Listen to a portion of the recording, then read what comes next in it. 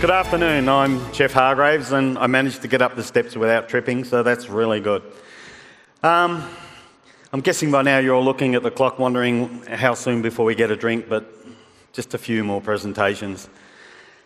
I want to talk about water and the way the world is facing increasing drought. And we have a choice. Should the water that cools our servers take priority over the water that irrigates our crops and fills our reservoirs? Luckily, we don't have to make that decision today. But today we're here to rethink our cool. We're going to explore the true and often visible cost of water in data centres and show you how some existing technologies are not just making data centres more efficient, but more sustainable. I'm going to start by stating the obvious. The rapid rise of AI, cloud computing, 5G and streaming is creating massive and ever-growing demands for storage needs. The speed and processing power is churning up data at a massive rate. Data centres account for 2% of the global CO2 emissions, a footprint on par with the aviation industry today. So here is our sustainability imperative. We have to look at the hidden cooling power sink. Traditional air cooling solutions are shockingly inefficient, often consuming 30 to 40% of a data centre's total energy use. They demand more energy, which means a bigger carbon footprint and more power generation overall. There is a clear need for change. The clock is ticking on both operational costs, OPEX, and environmental impact. We must address the cooling challenge now. In cooler regions, away from the equator or coast, it's very easy to implement effective cooling systems that don't rely on water. And Jaeggi and Güntner have done that many times in the European and in the cooler climates. We have many systems that don't use water.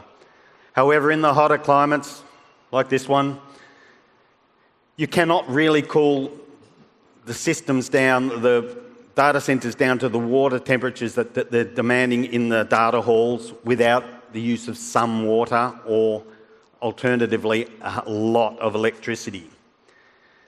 And there is a public perception out there that data centres are using too much water, too much energy, and there's a real global push from the data centre sector to eliminate water in its data centre usage.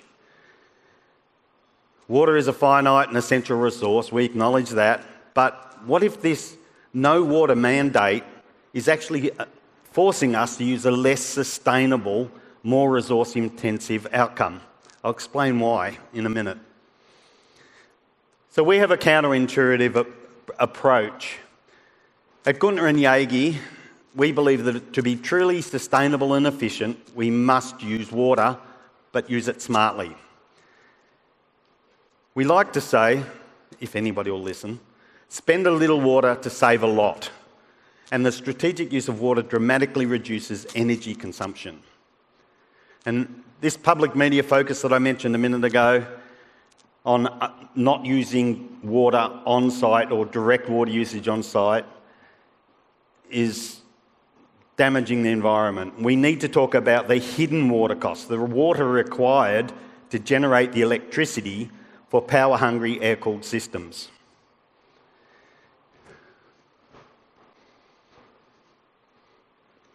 On the surface, an air-cooled system appears water efficient because it uses no on-site water. But its high electricity demand hides a much larger embedded water footprint. This indirect water is consumed to generate the electricity required to run the chillers. And here's some staggering numbers for you. A US federal report estimated the indirect water consumption footprint of US data centres was 211 billion gallons in 2023. What do you think that is today?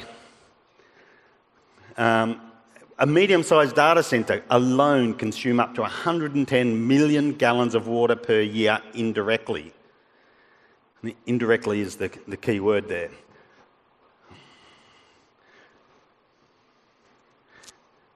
This is why we advocate for controlled on-site water use. Just 1 gram of water can cool a metre of air, cubic metre of air by 2 degrees at 30 degrees. 1 gram. Water is an incredibly efficient thermal management tool. Let's look at the embedded water usage for a standard air-cooled chiller consuming 250,000. This graph on the right, don't get too concerned about the numbers, but if you look, an air-cooled chiller that uses 250,000 kilowatt hours, that's over an 8,760 hour year, so that's not a lot of power. Depending on where the electricity is how the electricity is generated in the region, if it's a coal-powered plant, you've got nearly 34,000 cubic metres of water to generate that electricity. If it's nuclear, it's higher again, and it will depend on your region and your mix of generation capabilities. Obviously, the more sustainable and wind and things like that are much, much better as far as the water footprint, but I don't know any region yet that's approaching anywhere near 90 to 100% using sustainable energy. So they've all got some sort of older technologies that are producing the electricity which use massive, massive amounts of water. By contrast, our hybrid systems use a small, controlled amount of water. On average, around 1/20th of the water of some of these systems, depending on where it is around the globe and what the mix of the different power generation technologies is. It can be up to 1/70th of the amount of water we're using directly at the cooling systems rather than back at the generation phase.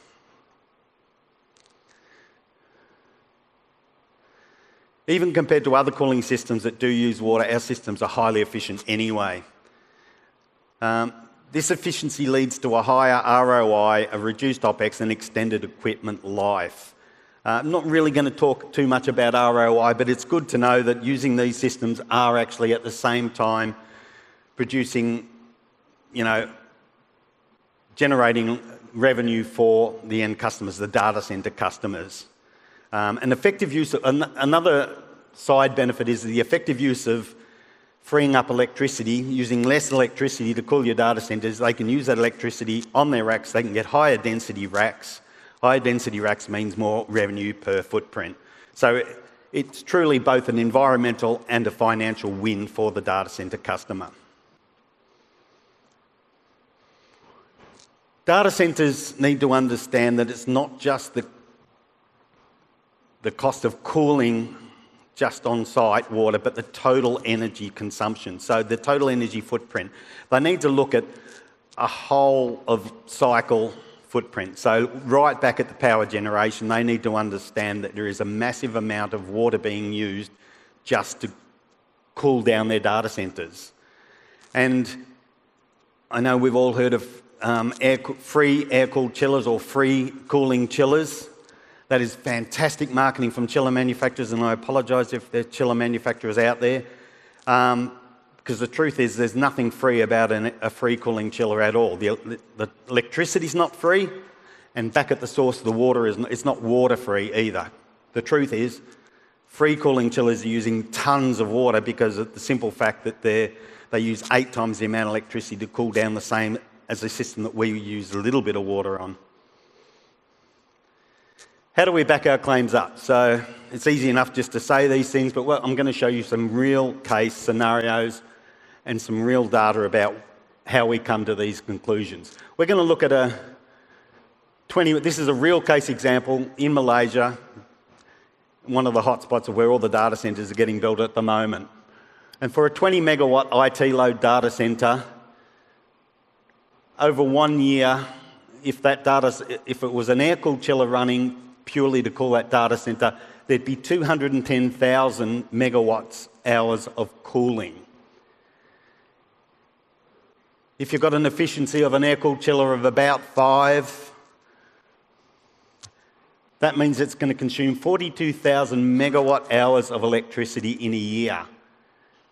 And the water back at the source where they're generating electricity for Malaysia, and I've got the numbers from the Malaysian government, That means they're going to use somewhere around between 2 to 7 million litres of water per year to generate the electricity to run the air-cooled chillers, free cooling chillers, to cool down that data centre.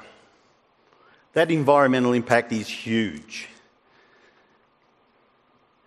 The equivalent, using one of our Güntner or Jaeggi systems, is around 200,000 cubic metres of water a year, actually at the final point of heat dissipation and cooling, returning the water. So, yeah, and I mentioned that, depending again on the water, how efficient the region is with its electricity consumption, it could be 1/10 or 1/70th the amount of additional, 70 times the amount of water used. So, we're going to give you we did an analysis and we're going to give you a real test case scenario. We're going to look at some technologies, some of the Güntner Jaeggi technologies. Right, we're going to look at a real test case scenario. So we've number crunched, we've done an analysis and we're looking at several technologies where this is the input. So we're looking at a 20 megawatt IT load. That means a 25 megawatt cooling load. It's in Johor Bahru, using water as the cooling medium, and we want the water will come into our units at 42 degrees and leave at 32 degrees. So we're going to look at the different technologies and compare and look at some outputs. We're going to compare the capex, the water use, electricity use, footprint. If we need any additional chiller trim, which we do on some of the units, we'll look at that, and the yearly operational costs. One thing I haven't got there because I didn't want to get too complicated is also the noise. And very typically, our units are much, much quieter than other technologies, but we're not looking at noise today. But that is another consideration. There can be several other considerations that a data centre designer or user is going to look at when they're designing their data centres. So I'm just going to briefly talk about the 4 Jaeggi Güntner technologies. Don't worry about the numbers too much because we'll look at graphs later that'll actually compare them against each other. First off is a dry cooler. You all know what a dry cooler is, fairly straightforward. In using that scenario, trying to match those conditions for our design conditions, we find out that yes, we can get 20 units with a fairly large footprint. We can use dry coolers. However, we cannot get the temperature down enough just using dry coolers in a hot environment like Johor Bahru. So we're going to need some chiller trim. We're going to need about 6 degrees of water-cooled chiller trim. That's fine. We will look at those numbers and we'll include the water-cooled chiller trim into the numbers. Second technology we'll look at will be the HydroBlue, which is an adiabatic cooler. Again, it uses some water on adiabatic pads to cool down the system. And again, we cannot quite get that 32 degrees in Johor Bahru, simply because it's hot and humid and the wet bulb temperature is high. So we'll include the data from those. Thirdly, Jaeggi invented several years ago a high-density adiabatic cooler, which both Güntner and Jaeggi sell now as well. The biggest advantage of that is it's very small footprint because it's basically a double stack cooler, 2 rows of coils. And again, because it's an adiabatic cooler, we simply cannot get the temperature down enough, so we do need 2 degrees of chiller trim to be able to meet the 32 degree conditions. The final product, and this is my favourite because it's a Jaeggi product and it's the one I've sold lots of, and Jaeggi have sold literally hundreds and hundreds of across the European countries, is called a HTK, which is Jaeggi invented about 35 years ago. It can meet the conditions with 0 chiller. So basically, this unit can give the 32 degree water back to the data centre that it requires. It has smaller footprint. It's a direct-to-coil wetting unit. It uses a deluge system, directly wets the coil, so you get super efficiency because the water is actually condensing or evaporating on the coil, which is why it is able to get approach temperatures of very near a cooling tower. However, uses, in that environment, probably 30% less water. In other environments, up to 90% less water than a cooling tower in cooler environments. So this is a really interesting product to look at. Even in somewhere like Johor Bahru, saving 30% of the water can be a hell of a lot of water. So, they're the technologies. We're also going to compare those 4 technologies with water-cooled chillers, air-cooled chillers, and cooling towers, just so you've got a nice broad view of what the different technologies can do and what they're using. Also, always keeping in mind that we're trying to think of sustainability and we're trying to think of the environmental footprint when we look at these units. So, I mean, CapEx. First off, we want to know what it's going to cost us straight off the bat for these units. Obviously, you'll see here that the 2 cheapest ones are a cooling tower and dry coolers. If CapEx is your only consideration and you don't have to consider any of those other things, then you'd probably go for one or the other. The only thing to bear in mind is with a cooling tower, given the same life cycle of these other units, halfway through the life you're going to need to replace the cooling tower totally. They don't have anywhere near the life cycle of the Güntner Jaeggi units. So effectively, you're going to have double the cost over a 20-year period. And that doesn't include, we can't take into account what the downtime and the actual cost of replacement. We're just looking at the pure capital cost of the units here. Yes, the HTKs are more expensive than the cooling tower, but have a similar performance. The ADCs are a little bit more expensive again. Like I say, dry coolers probably of our technology is the cheapest. But those 3 technologies there, the ADC, HT, dry cooler and hydro blue, all have to use some sort of water-cooled chiller trim. Air-cooled chillers,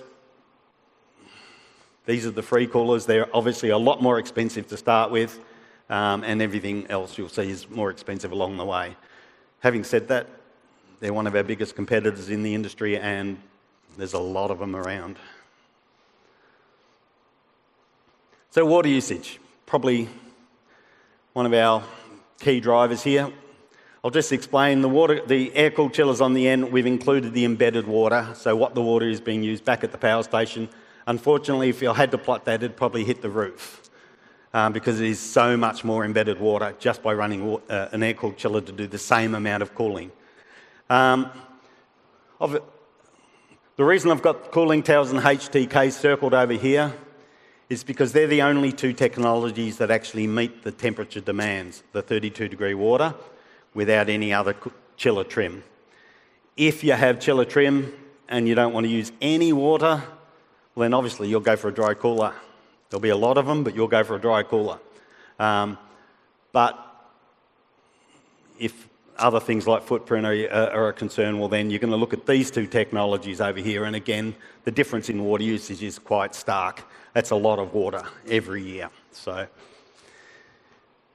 next we're going to look at power usage. On the surface, it's going to look like they're all relatively similar, but when we actually zoom in, there's quite again, a big difference in power usage across a year. That's the reason the graph looks so compressed is, again, because of the air-cooled chiller being so high and off the page, basically.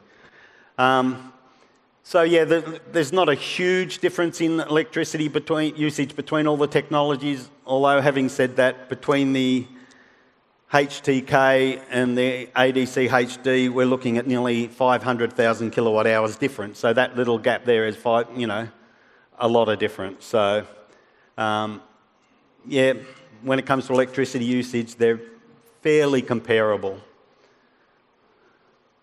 Footprint. Again, if footprint is your key driver, and it won't always be one key driver, but if it was footprint, you'd go for a cooling tower. If you didn't care about water, you didn't care about power or life, well then you'd go for a cooling tower. Next is obviously the HTK, and then the Adiabatic technologies and dry coolers. Obviously take up more space because you need a lot more of them because you're not using water as efficiently as the HTK.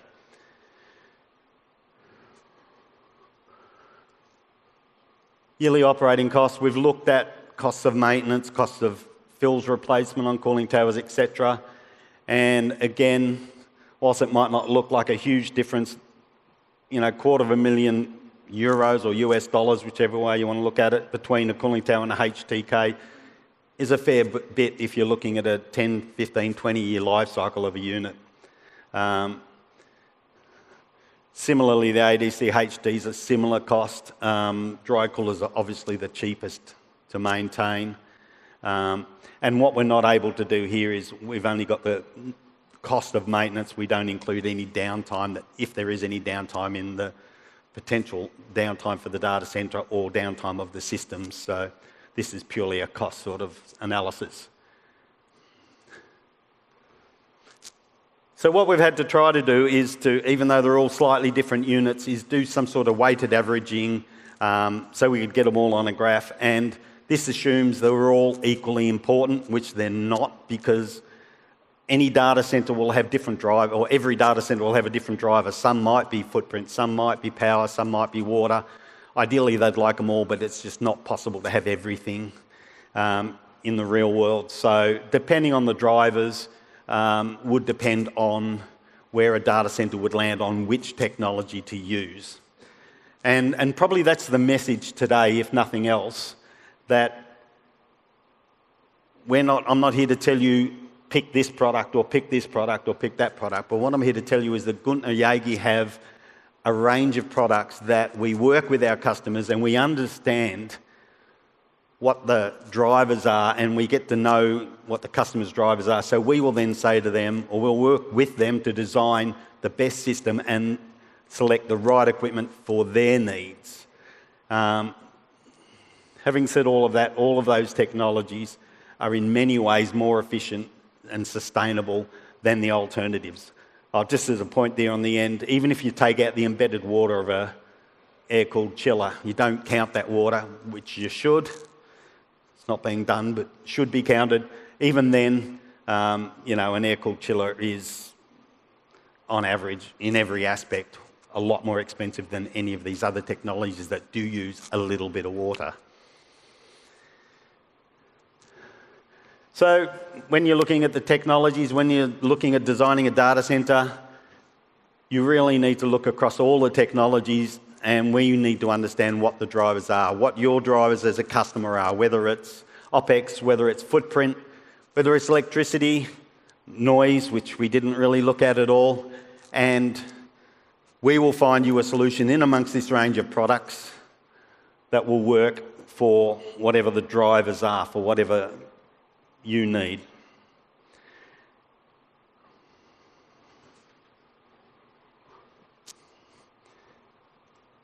So I just want to say that when we save massive amounts of water on energy and power, we ensure that the most essential resource, water, is available for those who need it most.